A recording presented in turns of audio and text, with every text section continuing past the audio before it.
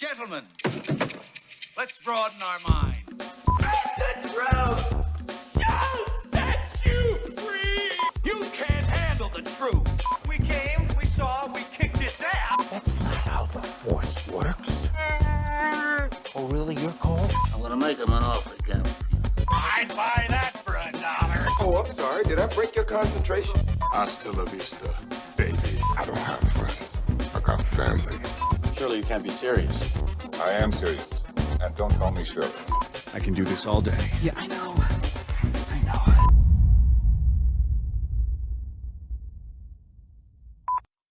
Hello and welcome to the Creative Control Movie Podcast. I'm your host, Kenan, and thank you for joining us on this very special episode of the Spider-Man No Way Home review.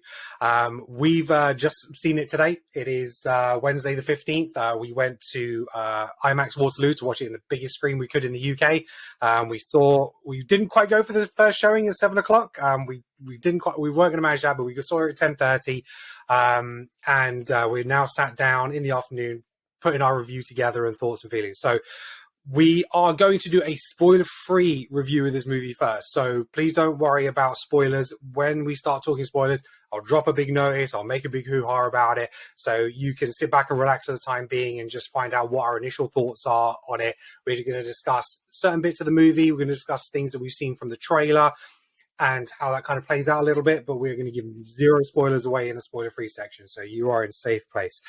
Joining me today from that screening, we have Alex and Lee. How are you doing, gentlemen? All good, mate. All good. Excited. Yeah, I think we're still kind of buzzing. We are still kind of buzzing. So I think first and foremost, I think what I just want to say is the movie delivers. This movie had so much hype going into it. It's been unbelievable. There have been... I think the trailer views it's been a record. The ticket sales have been a record. The amount of theories that people have been doing on Twitter, on YouTube, on TikTok, people have been talking about this for a long, long time. Who's going to be in it? Who's going to be returning? Now, Sony's original plan was they were going to try and keep everything under wraps for this movie, but things started leaking out in terms of Jamie Foxx posting on his Instagram, letting us know that he was going to be back as Electro. We had Alfred Molina. Have I said that right? Molina, sorry, yeah, Alfred Molina. He mentioned that he'd come back to do Doc Ock. So, I think by that point they realized, okay, the kind of cat's out of the bag with that kind of stuff, and we need to kind of maybe put them in the trailer. And so, the last trailer dropped and we got confirmation of who was in it. So we did get confirmation that obviously from the teaser trailer as well. So we got Doc Ock, we have Electro, we have the Lizard, we have Sandman, and we have Green Goblin. So we can confirm the trailers, they are all in it. And we'll just kind of talk a little bit through kind of how the story plays out. So, it starts off very much with the voiceover from the post-credit scene of Far From Home, where Pete is being announced as Peter Parker to the world from Mysterio's video. And it literally starts from there, where Peter going, what the... and is kicking off. Did you guys expect it to pick up exactly where it left off from the trailers? That's one thing I had already heard, actually. Mm-hmm. Obviously I tried to avoid spoilers as I could, but I did hear somewhere or read somewhere that it did pick up pretty much. I think it might have been Tom Holland and mentioned it in an interview or something like that. So I pretty much, I was expecting that, because I did know that it was going to pick up so much from that point. I didn't know whether it was going to pick up and then maybe like a time jump or something like that. But obviously, I did know that going in. I thought it might do. I didn't realise literally from that scene. It was like that same scene. Yeah, I didn't realise it was going to be. It couldn't be any more. It couldn't be any more of a sequel from that point. It is like a part two from that kind of story thread that they just kind of put into the end there. But they didn't film any of this at the end of Far From Home. So there are a couple of differences. People have snapshotted sort of like MJ from the post-credit scenes. This one, her hair slightly different or whatever, but it is, but they have picked up straight off. And obviously MJ's there, so people start approaching her because they're like, "Are you Spider-Man's girlfriend?" And bits of the trailer which you see. So he picks her up. They're flying through New York, trying to get away from it all. And so the first part of the movie is Peter Parker trying to come to terms with the fact that the world knows him, that he is the most famous person in the world now, and he's trying to find a safe space, to be able to sort of like get on with life. He has to get on with the day-to-day. He has to go back to school for his freshman year, and so they touch on that in the movie as well, and him having to face his students again. It's in the trailer, and it was it was quite a nice pace to the beginning of the movie, and very much like the trailer, the movie kind of played out that way, didn't it? It's like him having to deal with it, and then him going to see Doctor Strange, right? Yeah. And obviously what they try and focus on more is the relationships. So his with MJ, his with Ned, and May, and the impact that it has on them and their lives. So it isn't just a case of, oh, I don't want to be famous, I need to change this. He's trying to come to terms with the fact, but when it impacts their lives in such a negative way, for the people he loves, he then wants to do something about it. So he's not doing it from a selfish point of view. He goes to see Doctor Strange. We know Doctor Strange is casting a spell. And again, I won't go into spoilers here, but the second trailer kind of showed where he does the spell and kind of like contains it and it stops. That is very much the case in this. I think that I expected it to be linked much more to what was happening in sort of like WandaVision and Loki and stuff like that. That doesn't seem to have been the case with this. And, again, that's kind of spoiler free, but because you kind of got that from the trailers. But I think when the very first trailer arrived, I thought that the spell was very much because of Wanda interfering with it, and it all kind of happening at the same place. And I think a lot of people thought that as well. But, I think when all these things were being filmed, they probably couldn't quite connect it time-wise as effectively as that, because obviously this is a Sony thing with Marvel, and they had all their own studio programs and stuff like that. And then we kind of start getting glimpses of the villains appearing. So what was your guys' thoughts of Doc Ock returning, and seeing how that kind of played out in the movie? Awesome. He's probably one of the, obviously he's a classic Spidey villain. I think we'd probably all agree. Probably one of the best from the previous Spider-Man movies.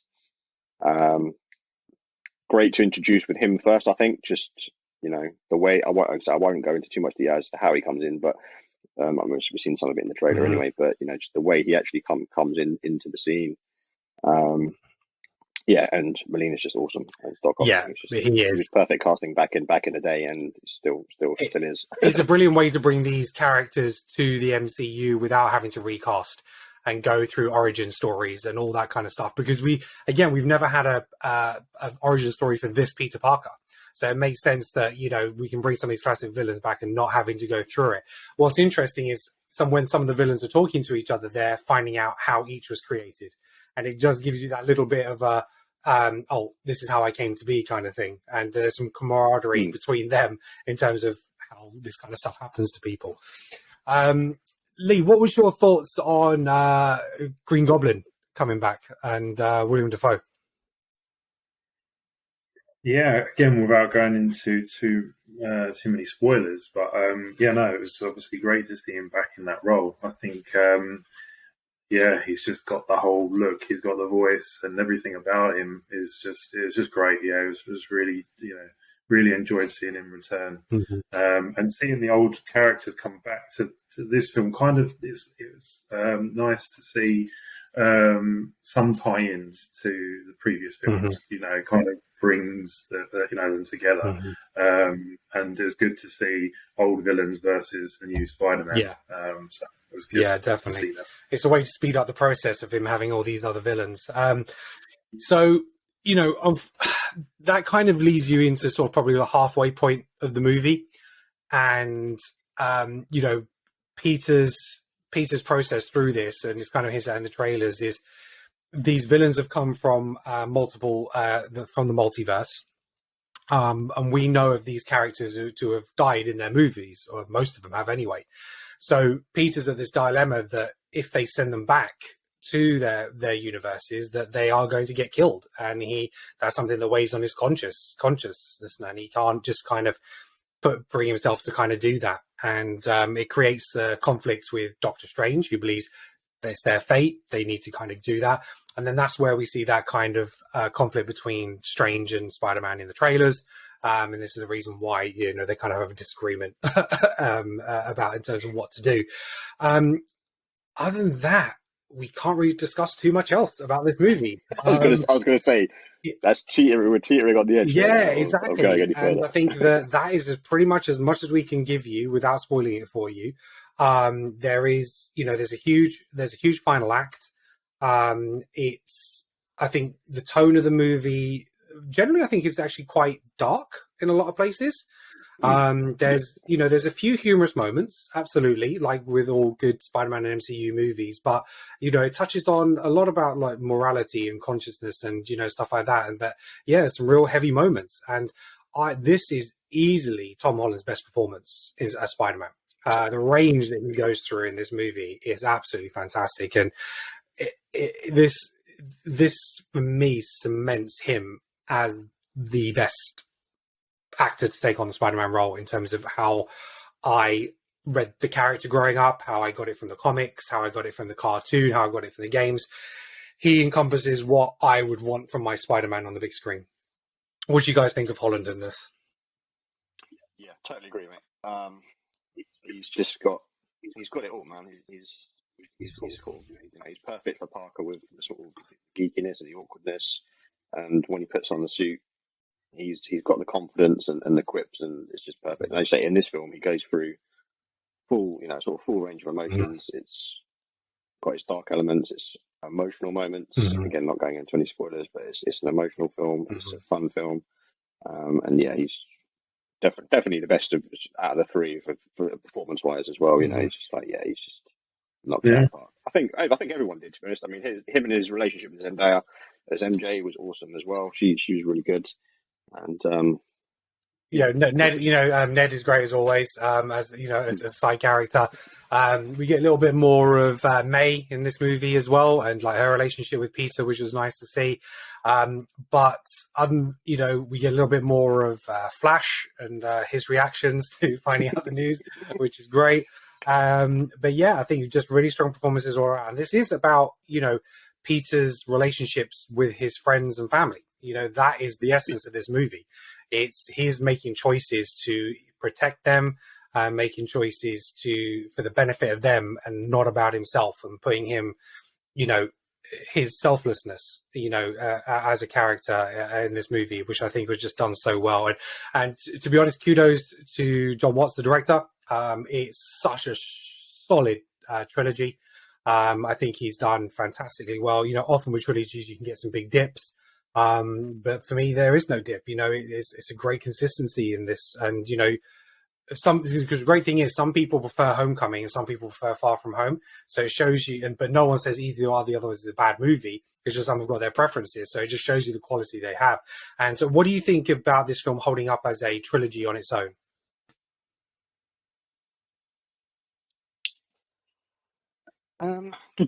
Yeah, I think it's a fantastic trilogy. I think each movie sort of builds on the character of Spider-Man and his role within the MCU. I do like the fact, again, not going into spoilers, but this one kind of brings it back and makes it very much, like you say, it's Peter Parker's story. Whereas, obviously, Homecoming, yes, it's still Peter's story, but you've got the Iron Man element there as the mentor figure. So you've got a little bit more of sort of the MCU and Avengers kind of sort of sprinkled in there. Yeah, influence is probably the better word. Yeah, absolutely. And then, you know, same thing with the second, with the whole sort of like Nick Fury. So you've still got that Nick Fury trying to get over the death of Iron Man and stuff like that. Yeah. So you've still got the MCU sort of influence there, but this is very much Peter Parker's story, as you say. It's about him and his relationships and stuff. And so, yeah, but as a trilogy as a whole, yeah, I think it's a good shout. It's a standout. Do you know why they decided to make it a trilogy? Was it the fact they were running out of Well, it's so basically. films could we do with home? Yeah, well, yeah, no, exactly. And I think basically Tom Holland originally came out and said kind of that this is the end of the trilogy kind of thing, and he made it out like, oh my god, there's going to be no more Spider-Man. Sony have come out since, especially Amy Pascal, and she said no, there is going to be more Spider-Man movies. We are going to do more Spider-Man movies with Tom Holland. We want to continue the relationship with Marvel, so that will continue. But I think what they've tried to do is they look at this as one storyline in terms of his character development. And basically, at the end of the movie, that's setting the stage up for the next kind of chapter in his life. So this is very much his, I would say this is kind of his high school years. And then next time we're going to be going into his college years. Do you know what I mean? And the struggles of what that might mean in terms of having to have more money, you know, and having to take on the part-time job and all that kind of stuff. So, yeah. Right, so I know we're itching to talk about spoilers, so we are going to start moving into that. So, right, this is your warning now. If you haven't seen the film and you don't want to know spoilers, now's your chance to walk away as we kind of start delving into spoiler territory. If you haven't seen the film and you just need to know what's happened, because of the amount of rumors that you've seen online, you just got to know. We're going to go into that right now. But if, by all means, please come back and listen to us discuss about our thoughts about the spoilers in this movie, because there's so much to unpack. Once you see the movie, come back, have a listen to the second half of the podcast, and it'd be interesting to see if you picked up on the stuff that we did. And it'd be great if you sound off in the comments the stuff that you picked up in the film, maybe that we missed. So, all right, where to begin? Okay. So let's start at the beginning in terms of how the spoilers kind of impact in the movie. So I think the first big thing that comes from the movie, which is a surprise, is the return of Matt Murdock, Charlie Cox's Daredevil, as Matt Murdock in this. So he is Peter Parker's lawyer, which was, you know, largely rumored, quite anticipated. When the first trailer dropped, people saw the policeman, the bodies in the interview room with him. So I was like, oh, that's Matt Murdock. No, it wasn't. That isn't the scene that he's in. He is in the scene with Peter, May, and Happy. And he basically says, right, your legal troubles have gone away.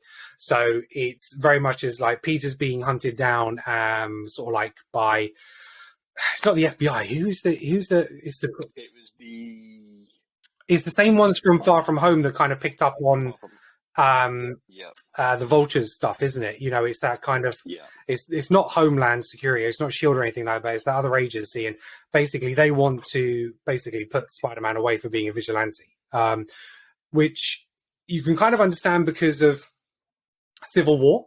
So you kind of had to let people know who you were, because you're supposed to have the whole Accords kind of thing, but that's so long ago now, it seems strange that we can, you know, do we still have vigilantes? Do we still have heroes helping out, or do we not? Because the Avengers just kind of saved the world. And when we've been watching Hawkeye recently, it's very much of like, you're Hawkeye, you saved the world, this and that. He's not in trouble. So it seemed kind of strange that Spider-Man was, but the link is the fact that Mysterio's video is saying he's a murderer. So that is obviously why the pressure's put on him and stuff like that. But it's, unfortunately, it's a story thread that kind of doesn't come back. You know, it is very much a case of a big impact at the beginning of the movie. He's a killer. Everybody's after him. And then it's like, okay, your legal troubles are kind of sorted now. But now it's about it's the public opinion of you, you know. So that is, it was kind of thrown away quite quickly, which I thought was a little bit odd. But, you know, J. Jonah Jameson, he is in this a lot more than I thought he was going to be as well. Delivering reports throughout, just battering Spider-Man down in terms of who he is and stuff like that. The villains, so Doc Ock, he comes back, and I don't think I appreciate how much each of the villains were going to be in this, to be honest. I expected them to come much later in it, and it'd be more about Peter's, you know, issues with his identity, but that's moved on fairly quickly. And, you know, the spell happens, and basically what the issue is with the spell is, like in the trailer, Peter does keep interrupting him because basically he says, I want everyone to forget I'm Spider-Man. It's like, oh, wait, I don't want MJ. Oh, wait, I don't want Ned. Strange keeps adjusting the spell, and he gets to a point where it messes up. And it goes into the trailer where it's this big whirlwind and stuff like that, but then he does contain it. And he basically then puts it into that box for safekeeping to say, right, the issue is now there's been a leak. And he does touch on the multiverse, but the basis of it is anybody who knows you are Peter Parker has slipped through into this universe. So anybody who knows who Peter Parker is Spider-Man, because it's the reverse of the spell he was trying to cast. So that was very clever. I thought that was really well done because, again, there's been rumors about, the X-Men could come through and all this other kind of stuff. It's not the case, and they kept it very contained. What were your guys' thoughts on that? Yeah, as I said on our trip back, I thought that was actually very well done because it did mean they can just bring in those characters that they need.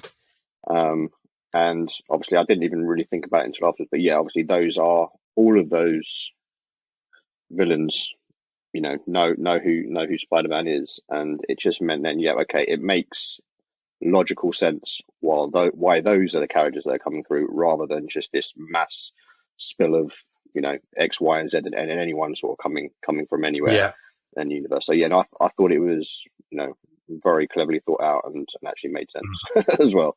When it could have gone sort of like haywire, and that kind of stuff. So I appreciate that. Yeah, I agree. It was really well done. It didn't quite overcomplicate it. It was what it was. What it was. It was. Yeah, I thought it was really well done. Yeah. And what I really liked about the film was the pace. Nothing was rushed. With all these amount of characters that were coming into this film, they all had enough screen time. To get to know, because there's some people that I guess haven't seen these villains. Those other films are out there, but they haven't seen these films, so these are new characters for them. So I think there was enough time given to them to have that understanding of where they've come from and what they're about, what they're after, and it was really good. Really enjoyed it. And Matt Murdock, coming in there was really. I wasn't expecting that at all, and that was really good to see him and what they're going to do. The possibilities with that character. I'm really looking forward to seeing that happen. And and what's great is that he hasn't told Peter who he is either. So he's a lawyer, and basically someone throws a brick through a window. As abuse for Peter, because you have these people who are Mysterio fans, which obviously is driven by the Bugle and stuff like that, and a brick comes through the window with a note on it, and he just reaches out, grabs it before even Peter reacts. He's just like, "Oh my god, how'd you do that?" He's just like, "I'm a really good lawyer." He's just like, and it was especially since it's coming from behind. Exactly, it's behind him as well. I mean, obviously, I know he's blind anyway, so he wouldn't see it coming in, but if it's coming forward. But the fact that he was like from behind him as well just made it even absolutely more really, really glad. And we're also glad that Charlie Cox is back. He was wonderful in the Netflix series. And what has been great is actually Kevin Feige actually recently just did come out. I mean, he could have held it for a couple more weeks, but he did say, look, if Daredevil was to come back, Daredevil was to come into the MCU, I believe it would be Charlie Cox. But yeah, that's confirmed now. He's there, and that's it. And touching on that, I do believe that I don't know if it's happening in this week's episode, but I do believe that Kingpin is due to make a return as well from the Daredevil series in the Hawkeye series. So that should tie it all together nicely as well. But I haven't watched Hawkeye yet, so don't spoil it for me if you have. I know. Oh no! Okay. I'm keeping quiet. Good man. So there's a great scene on the bridge. That's obviously really extended from the trailer. Peter's obviously fighting Doc, and it's at that point you realise that when his mask comes off, Doc realises that's not the Peter he knows. There's lots of speculation in the trailer that the Peter on the bridge was going to be somebody else, and all catfishing and all this kind of stuff. But no, he sees him in a suit. So when Doc arrives, he sees the Spider-Man suit. He's like, "All new suit. You're not going to surprise me with that." But then Peter uses his nanobot technology to take over Doc's arms, which I thought was a really nice little technical touch. And he kind of incapacitates him that way. So that was really great. Really great touch. And then we get Green Goblin show up. So we get a huge Goblin bomb come down. He comes out. He's in full Spider-Man 1 costume with the mask and everything. But then Peter kind of gets snaps back out. And you think, oh my God, what just happened? I just thought there, it's like, don't tell me this was like a dream sequence or some bullshit. I was like, what the hell is going on here? Strange pulls him back, and it kind of explains to him all these people have kind of leaked into the universe. He can send them all back, but they need to round them all up first. And so basically this is where you have that kind of dungeon area, and Doc Ock's kind of put into the dungeon area. And so now Peter gets Ned and MJ to help him track down everybody else. He goes out for his next one, comes across Electro. Jamie Foxx is back, and he's not blue. He's looking cool, and he even commentates on himself that he's jumped through into this universe, and he looks different, and he knows he looks different. What I will mention at this point before I forget is that each of these villains are from the original movie timelines at various points. So this Electro is the one from the Andrew Garfield series, and but he does just look different. And I think kind of the displacement with the multiverse kind of does that, and it's a different power in this universe, which kind of maybe makes. Yeah, he did. When he first appears, he did kind of like appear. He's reforming, sort of isn't blue, he? and it. Yeah. Yeah, and then so he sort of forms into like his original sort of like say blue version, but then sort of like reforms into like the more. Because I think he's taken from the exact got point at the end of Spider-Man 2 where he kind of is exploding with the overcharge. Yeah. So it's kind of back to face, and then he's like bringing back together, and he looks really. He also sort of mentions obviously like the power, like whether it's just obviously I guess it's like a multiverse thing, but he sort of comments on the fact that sort of he feels as if like the power of electricity almost like feels different because he's in a different universe. So I kind of took that also as a little sort of okay, this is kind of how we're explaining that he's going to absolutely. It's the right choice. It looks cool.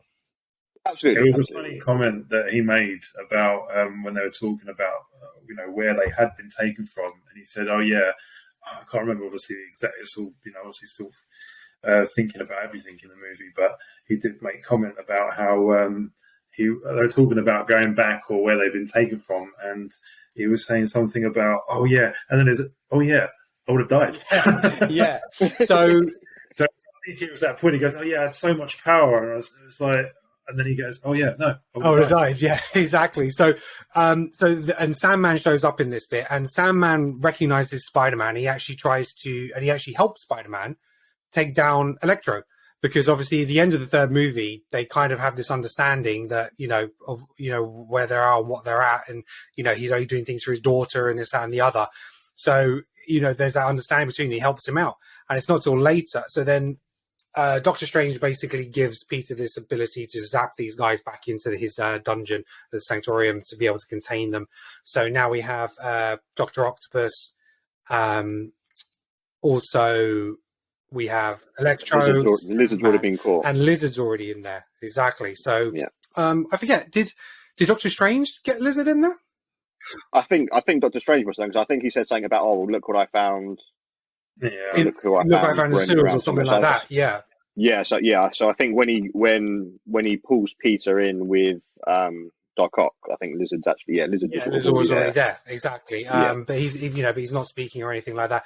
Now Sandman does have the voice of who's the actor from Spider-Man 3? Thomas Hayden Church. Yeah. So he is voiced by him, as far as we forgot to check the credits at the end, but I'm pretty sure it's him. He's got quite a distinct voice, but he's only in Sandman form at this time. So you don't see the actor per se. It's just the Sand version of him. So yeah, then the next one up is Green Goblin. So William Dafoe, he's trying to cover up his glider. He's kind of switched from his Goblin personality to his Norman Osborn. We've got the mask hanging up, and he's kind of having that conversation with him, very much like the first movie, which was great. And then he smashes the mask and he kind of runs off, and he then sort of like portrays this kind of very lost Norman Osborn. He ends up finding May and going to feast, and then Peter comes over and he seems very vulnerable and he wants to be able to help him, and he says, I can help you, and he takes him down to the dungeon as well, and then eventually he gets put in a cage, I think by Strange, because Strange pops in, but then they all start having the conversations between themselves in terms of what's actually happened, and because Otto believes that Green Goblin had died in his universe, but obviously they got taken from different points in time. Then Sandman tells them both, no, you both died, due to, your battles with Spider-Man. Electro, that's when the Electro comes in and says, oh, I didn't get killed, I had all this power. And, oh, wait, yeah, no, I did. And they all realize that they die in their battles with Spider-Man. And Lizard, who then starts speaking, Rhys Ifans. He comes back and he voices that character as well. And they realize that they all kind of die at the hands of Spider-Man or battles with Spider-Man. So Peter's very much aware of this, and that plays in his consciousness. And like I said before, and he doesn't want to send them back just to die. Doctor Strange has got a different opinion. He's like, they need to go back. They're messing all this timeline up. They've got their own fates. So this is where we have sort of like, not like a battle, but it's sort of like a chase scene between Strange and Peter, which is alluded to in the trailers. You get sort of like the mirror universe and all the buildings falling around. And then something very nice against Peter, looks like Doctor Strange is about to win. And then Peter uses like geometry to be able to get out by using the multiverse around him and maths, which was just such a brilliant take on the character. Absolutely brilliant. And so, he wants to help with these guys. And so that he actually gets all the villains on board to work together. And he takes them to this secret place, Happy's apartment. Happy and May break up at the beginning of the movie. Very sad. She's very much as a fling. He got a bit too clingy. And so Peter starts helping them all. And he recreates the chip for Doc Ock and puts it back into his neck. And he returns to how he was in kind of Spider-Man 2, where he kind of realizes where he made the mistakes and stuff like that. And he's very much on Peter's side. The others aren't too sure. And, especially when it comes to Electro, he's like, this doesn't feel right, because he puts a device on him to like withdraw all his energy. Basically, Peter's trying to take all their powers away to be able to send them back so they don't fight Spider-Man and die. Then we get a nice, lovely switch from Norman Osborn switching back into the Goblin. And this is where he becomes that persona of the Goblin and the more newer look, which we kind of seen in the trailers with the hood and sort of like the goggles without the mask. And great nod to the original sort of like outfit from the comics. And the next big spoiler is he kills Aunt May. So he is fighting Spider-Man in an epic battle in the building. He gets his glider and it swoops around and kills May, which was like, damn. But not before. We thought she was fine. And she delivered the line, which I didn't think we were going to get in the MCU.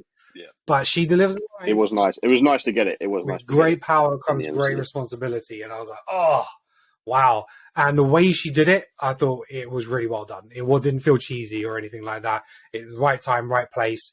And she got to tell him that before she died. So, she's taken on the mantle, which we've obviously had Ben in previous versions. Is very much amazing. Did you expect that to happen to May? No. No.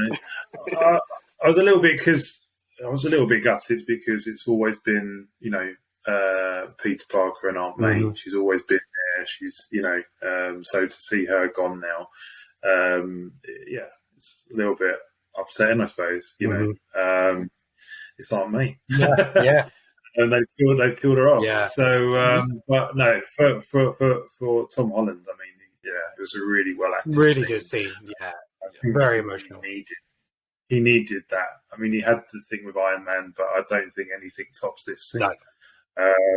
And he didn't go through the Uncle Ben moment. Mm-hmm. So this was it. Yeah, I was going to say because we've not seen the Uncle Ben in event in the MCU. It was as hard as it was to see May go. It made sense, and it gave him that moment. Yeah. But obviously, we've not had any origin story, and it really turned Green Goblin into his nemesis. He's like, it's that traditional person. So where in the comics Green Goblin kills Gwen Stacy, and they tried to do a version of that in Amazing Spider-Man 2, but not the same kind of impact. He took his arm from him in this version. So very, very well done. Then we kind of shift over to Ned and MJ. They're waiting with this box that the original spell been put in, and Doctor Strange said, if he'd done a kind of version of a spell on it, if you press this button, then they'll all go back to their original timelines and universes, and they have that. But also, Peter took Doctor Strange's little thumb ring, like ring bracelet thing, where he uses to do his sorcery powers. Ned mentions earlier on in the movie that he thinks there's like magic in his family and his answer, and he manages to open a portal. And he says, because he's looking for Peter Parker, goes down, portal opens. There's a street. There's a figure at the end. They're in a Spider-Man costume. Immediately from the eyes of that mask, which version of this Spider-Man is. He jumps through the portal, mask comes off, and it's Andrew freaking Garfield. A liar. He is there. He is in this movie. I can confirm. There's a delightful scene of him trying to explain that he's Peter Parker, showing his powers. Ned's aunt is just incredibly funny. And it's a slightly different version of the Amazing Spider-Man 2 Peter that we've seen before. Much more what I would have actually wanted from the original movies and the way he acted and spoke and stuff like that. And there's probably a little bit of a reason for that, because this is very much after Amazing Spider-Man 2. I think it's some time after that. So he's grown and developed as a Spider-Man and as a character and as Peter. Then he tries to search for our Peter from the MCU again. Tobey Maguire. Holy shit. And he steps through. He's just in some khakis and like a t-shirt and stuff. And but he comes through, and then we have a delightful scene of him and Andrew Garfield sort of like not facing off, but understanding each other is a version of themselves. And it's interesting why he didn't come in as a Spider-Man as either. I think it's because one in one suit and then one would come in the other suit. Yeah, I'm actually I prefer the way they did it then, because when we see later him in his suit, it gives another punch later on, other than seeing too much too soon. And it kind of leaves that maybe he won't. It'd probably be a bit too much repetition as well. It'd almost be exactly what we'd literally seen, like literally moments before, where a Spidey jumps in, mask comes off. Yeah. Oh, it's Toby. Where Yeah, so it's a different way of. So yeah, no, I agree. I kind of like the way they did it. Mm-hmm. Just a little reveal later on of like. So then they go to find their Peter. So like you start seeing the similarities between the two Peters. Because. Maguire says, does he have somewhere that he goes to have a little think, to try and get away from it all? And MJ remembers, which we see in the trailer, where her and Peter sitting up on that roof of the building saying, I wish we could stay here all day and just escape from everything. So they go there. Peter's having a tough time. He's absolutely devastated by the loss of May. MJ and Ned, go to comfort him. And then we get the two Spider-Men jump down. And they he realizes what's going on. He understands that they're both Spider-Man, but he's like, I've got to send you all back. You need to deal with these people. It's not my problem anymore. And they kind of tell him a little bit of their stories. So, they explain that they've suffered loss. Andrew Garfield, he says about him losing Gwen, and he wasn't able to save her. And he went to a dark place afterwards, and he stopped holding his punches, which I thought was a really nice nod to the fact that Spider-Man has historically done that. And he said, it was a grief that, he always struggled to get over. Then Maguire, the same thing. He said, he lost his Uncle Ben, and it was his fault. He tracked down the original killer, but it didn't solve anything, and stuff like that. So they made a real connection. And then our Peter talks about the fact that, him losing May, but she did say right at the end, with great power. And then Maguire finishes with great responsibility. And that realization that they have so much more in common than they realized kind of brings them together. So, yeah, the three versions of Spider-Man, they're going to take on the villains. They want to do what Peter wants to do and sort of like fix them. And we have a beautiful scene in sort of like a lab where they're working on all the corrections to try and get everybody sorted. So Maguire's like, I fixed Connors before, so I can fix him again. Maguire's like, I can fix Goblin because, I've worked on a sort of serum with that before. And just some great back and forth between them all. Just trying to establish, their characters, their reasons for doing things. It comes up about the web shooters and the fact that Maguire's is just like body fluid, and it's just like, he's like, I can't really explain it. And it's just like, and they don't just touch on it once. When they're waiting for the villains to start later, they capture it again. It's like, yes, they're coming back to that. It's like, so can it come from anywhere? It's like, or is it just the wrists? And it's just like, no, it's just the wrists.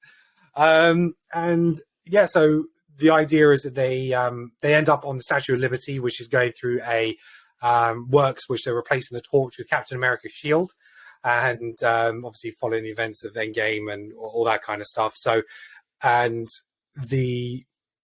so basically this whole final set pieces around there. Ultimately, we get all three Spider-Men in their costumes, having banter.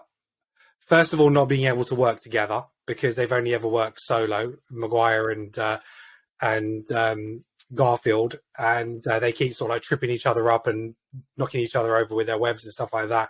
And then there comes a brilliant scene where Tom is just like, it's like, look, I've worked in a team before, you know, I was part of the Avengers, and they're like, and Maguire's like, oh my god, the Avengers, who are they? And Garfield's just like, are you in a band? Are you in a band or something? And it's just like, no concept of the Avengers. And it's just like, it's so brilliant. What do you guys think of that scene? Yeah, same. It was so funny. It just again, but it's just it makes sense as part of the world. You know, we know from the two previous incarnations of Spider-Man movies that there's no reference of any Avengers, even in passing. There's no sort of real references to any sort of Avengers. So it kind of just makes sense. And then they'd be like, yeah, okay, we all know the Avengers, but how would they? So it's just, Yeah. okay, that's, you know, Maguire is just kind of like, yeah, well, that's great. But like, what? Who are the Avengers? Yeah. Like, what? You know, it doesn't mean anything. Yeah. It was good. And yeah, the Spider-Man get to face off against their own villains. They get to face off against the other villains. There's a beautiful scene where MJ and Ned end up on the scaffolding as well, and MJ gets knocked off. Tom dives down afterwards, just in reach. Green Goblin kind of comes, takes him out of the equation, and then Garfield's Spider-Man jumps down, grabs her, lands her, saves her. He's like, are you okay? She's like, yeah. And it's that redemption moment that he couldn't save Gwen, but he was able to save this MJ. And I just thought that was beautiful. It was a really nice moment. And he was so emotional when he and the fact that then, he's so emotional. Yeah, that MJ actually says to him afterwards, like, "Are you?" You know, he asks her if she's okay, and she basically just asks it back to him. She can obviously see that he's very emotional. About this. Absolutely. But no, it was a really nice moment. Yeah. Ultimately, you know, the Spideys come out on top. They start reverting the originals back.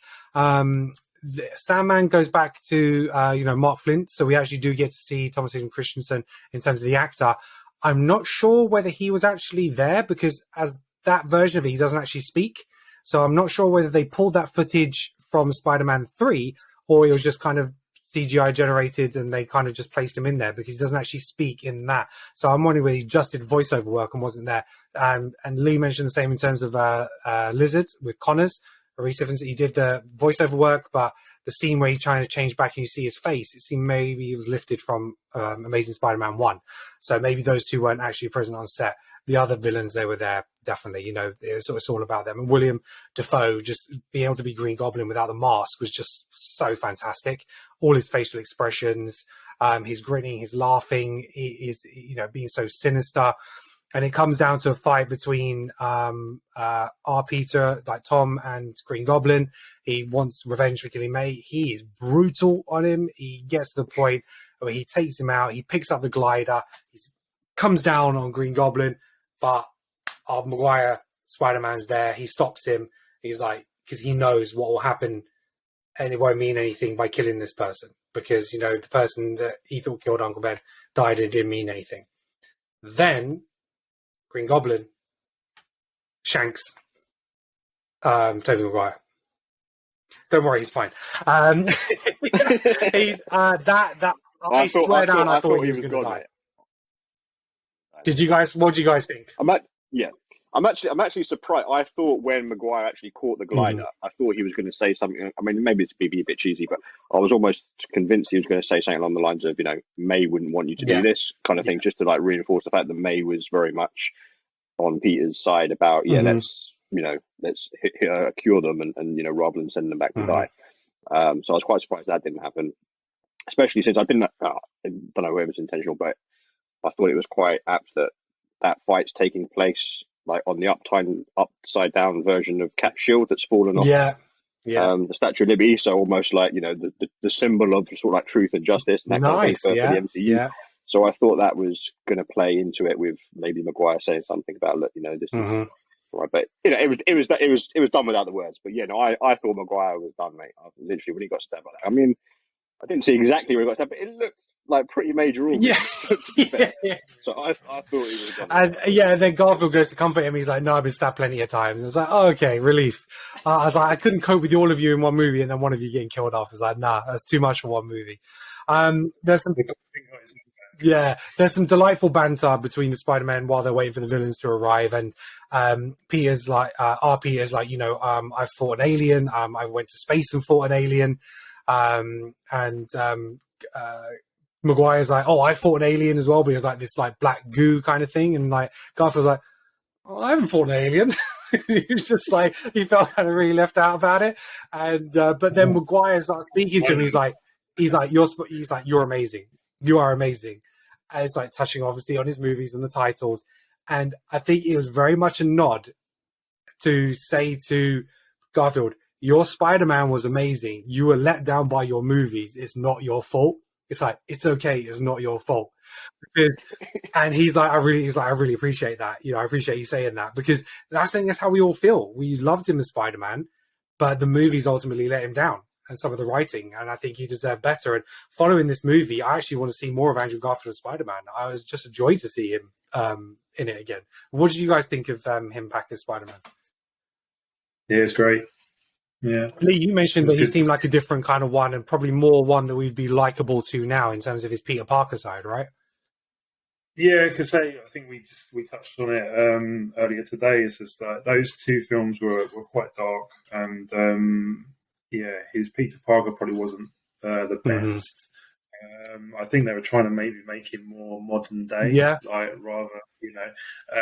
but yeah, his Peter Parker wasn't the best. But like you said, as a Spider-Man, he was brilliant. Like I think his physique, the way his movement and everything like that, he was a good Spider-Man. But yeah, seeing him come back into this movie, his whole Peter Parker personality seemed a little bit, and like you say, maybe because he's moved a little bit more mature, he just seemed a little bit more optimistic, a little bit more, sort of lightheartedness, and that was good to see, which is what Peter Parker is about. So it was good to see that. But yeah, no, if he came back in whatever form, it would be a separate film or more further cameos, it'd be great to see. Yeah.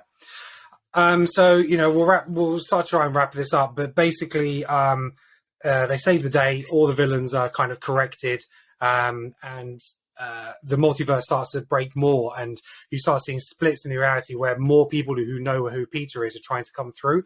There's a few silhouettes of some villains that we've not seen. So there's actually a Rhino, like classic looking Rhino with the old costume and stuff like that. There's a few little silhouettes. I need to see it again on the second viewing to try and spot more of them.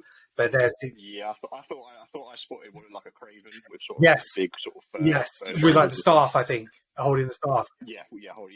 So there was definitely hints to those are out there as well. So there's nothing to say that when the multiverse breaks in the MCU that maybe more might not come through. But now these villains have actually been cured; they might not return. So and that way they're kind of established already as well. So just things keep coming back. It's like Garfield was like, I didn't fight an alien, but I fought this guy in this robot rhino suit. Just like brilliant. So then Peter has to, Strange says, I can fix this, but it'll mean that everybody who knows Peter Parker has to not remember him, even as Peter Parker, not just that he's Spider-Man. So he has to make he says it has to be done. So he kind of says his goodbyes to the other Peters. He has to say goodbye to MJ and Ned. Says he's gonna, come look for him and like remind him of who he is.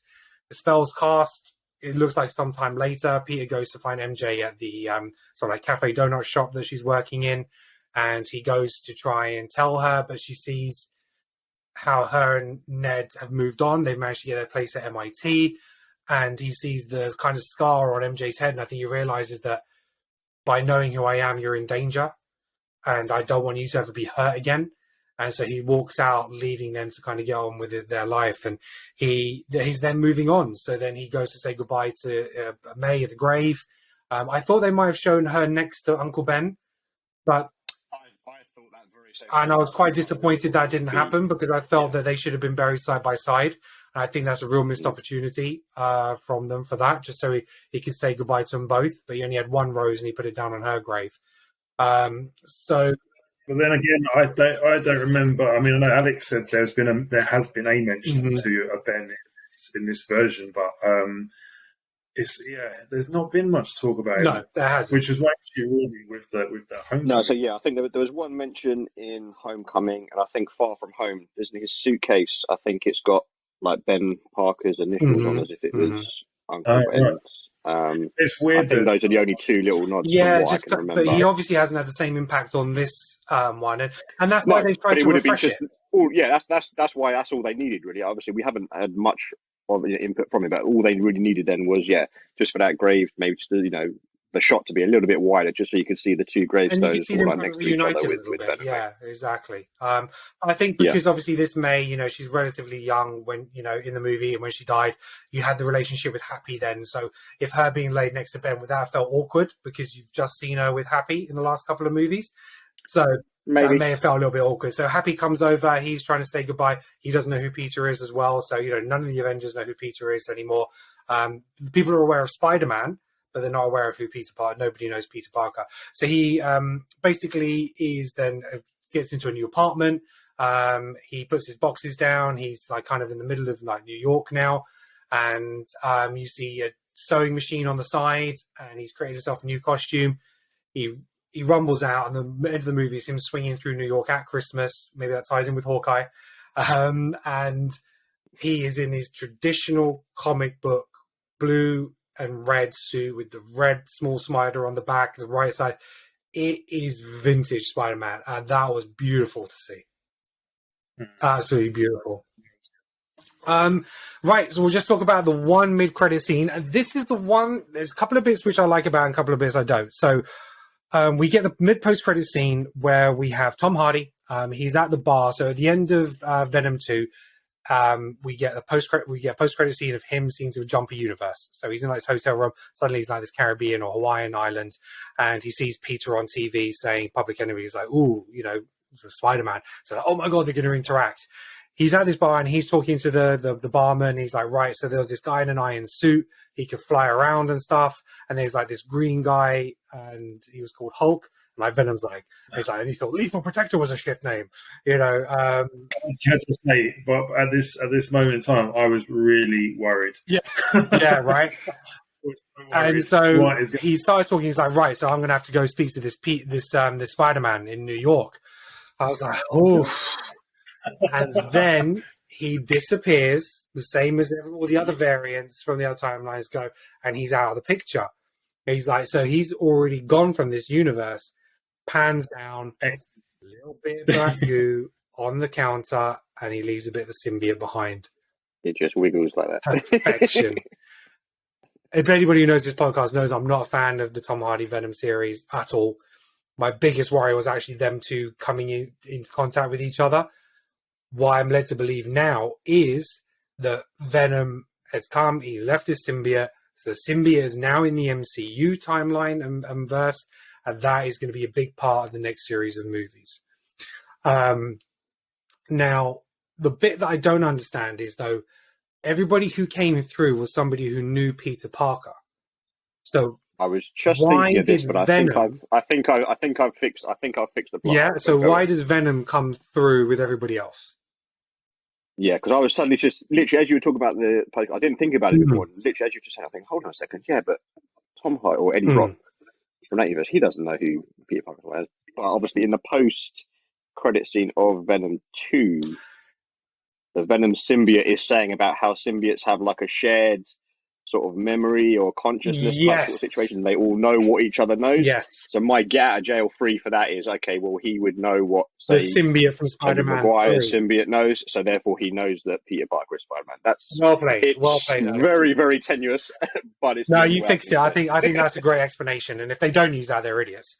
I think that's the only way they can explain it, which is probably, I think, why Venom was having that discussion with Eddie at the end of Venom 2, just to sort of try and lay that sort of groundwork. As much as I didn't like that explanation of them having a shared sort of memories and this kind of stuff, which made no sense to me either. But it's the only way you can then explain how absolutely. So now it leaves us in a position where Peter he's moved out, and I think his actual book, if I'm right, he had like a GED. So I don't think he's actually necessarily going to college. I think it's going to be like him having a job. Maybe studying and working part-time. Yeah, because obviously the first day of school, I think, was going to be their final year, wasn't it? So he now that no one knows him, he's probably not being able to complete his final year of high school, so obviously having to do the GED. Yeah, right? exactly. So that's, it'll be interesting if he can figure out how to get into college and if he's going to have that college experience. But now he's going to be sort of like a more older, mature Spider-Man. You know, he's lost May. He doesn't have MJ or Ned around. You know, is it just going to be a new cast of characters? Is he... because if nobody knows Peter Parker, like you say, he doesn't have a school. He doesn't have a place in the world anymore, basically. So now he can go to Daily Bugle. He can get a job. He can become the photographer. We could introduce Eddie Brock into the series and all these other characters, basically. And it's kind of a clean slate, fresh start. So I definitely see, you know, that's where the other movie's kind of heading. There's rumors that he's supposed to appear in Doctor Strange 2, but I'm not so convinced about that. The second post-credit scene we have in the movie is basically the trailer for Doctor Strange 2, which was a big surprise. So we got to see quite a bit of that. We see kind of Strange. He's still tackling the issues with the multiverse. He goes and finds Wanda. And she's like, yeah, sorry. And he's like, I'm not here to talk about Westview. I need your help. And I think we're led to believe that Wanda is probably going to be the villain of the piece. But as we go through the trailer, we get who was the character's name from the first one who then has turned bad? Oh, the character that Chiyotori Aventure plays. That's it. Is it Modo? Modo, yeah, I think Modo, you might be Modo, right, yeah. or something. So he's got a brand new look. He's got like dreadlocks and stuff now. And obviously he looks like he's been building up an army and stuff like that. Baron Mordo. Yeah, Baron Mordo. You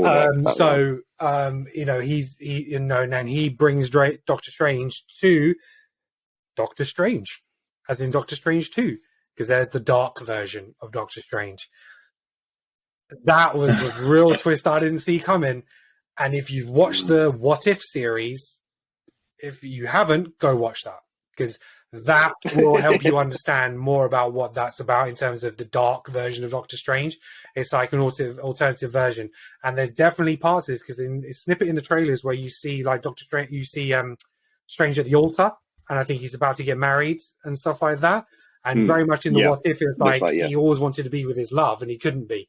You know, whatever happened, it was like, well, he mentions this, it's fate. You can't change it. But obviously this Doctor's done all this. He's gotten to learn the dark magic and all that kind of stuff. So it looks like it's double trouble for Doctor Strange. The next one, he's kind of going to be versing himself. It was a nice little twist, because even the voiceover of Baron Mordo and the way he was talking about, the biggest danger to the universe is when he's about. I was going to say, okay, he's about to say you, but I'm just thinking of it as like, Doctor Strange, just because he's been messing about with stuff. And so therefore, look, you're too powerful. You need to control your shit. This, that, the other. You need to sort of get your shit together. And no, cut to it's Dark Strange. I was like, oh shit, okay. Yeah, exactly. Right. That was even cooler. Yeah, exactly. So, right. So, I mean, I could keep talking about this or keep things that come into my head, but you know, it's probably about time that we wrap it up, and maybe we'll do a full breakdown of the movie another time. But what have you guys had thoughts about what you would score this movie out of 10? Very, very close to a 10 for me, I think. Yeah, I was actually thinking 9.5. I'm going 9.5 as well. I don't think I'd probably ever give any movie like a 10, but obviously it's still fresh in the mind, so it might change. But at the moment, I just came out, it was awesome. We had a conversation when we first came out, and I said that it's a really great movie, and I felt amazing watching this movie. However, it is built on the shoulders of the original Spider-Man trilogy and the Amazing Spider-Man. I don't know as a movie how good it is in terms of how well it's made, the story and everything like that, because I was so overtaken by the nostalgia of it. So my first reaction is a 9.5 because I absolutely loved it, but it owes a lot to what's come before it to be able to make it the movie that it is. As we said, it would be interesting to get perspective from someone that has only ever maybe seen the MCU Spider-Mans and not the previous incarnations, and see whether it plays as strong. Because I think one of the things they did do well is that I don't think you would necessarily have to have seen the previous Spider-Mans to follow the story. They did explain like the villains, like you say, each villain got a little bit of sort of banter between each other to explain how they got their powers and their origins and that kind of thing. Yeah, and the way they introduced Toby, like a bucket of electric eel, Yeah, exactly. Yeah, and like the way they introduced Maguire and Garfield. Again, you totally, they introduced the concept of the multiverse, similar to how they did in Into the Spider-Verse, which they made it very, very easy to get your mind around it. So you wouldn't necessarily have had to have seen the previous movies to understand the story. As you say, from our point of view, yes, we're loving that for the nostalgia point of view, but it would be interesting to find out from someone that maybe hadn't seen those movies how it played then, because they probably wouldn't get the same. Oh, what? It'd just be like, okay, so who's this guy? Exactly. It's like, oh, he's also Spider-Man. What will be interesting? Cool. What will be interesting is now if anybody who's never seen those movies, how many of them will now go and source those movies out after watching this to see those other versions of Spider-Man? And to be honest, I'd be happy to see either of them in their own future movies. And let's bring Maguire back for a fourth of his, and let's bring Garfield back for a third of his. Why not? Right. So positive reviews around the board. It's probably going to be a little while before we get some more Spider-Man, but that was just fantastic. Absolutely loved it. It's going to be, I very rarely buy like hard media these days, but that is going to be like a DVD, 4K still but purchased, I'm sure. So thank you very much for sticking around whilst we discussed our Spider-Man No Way Home.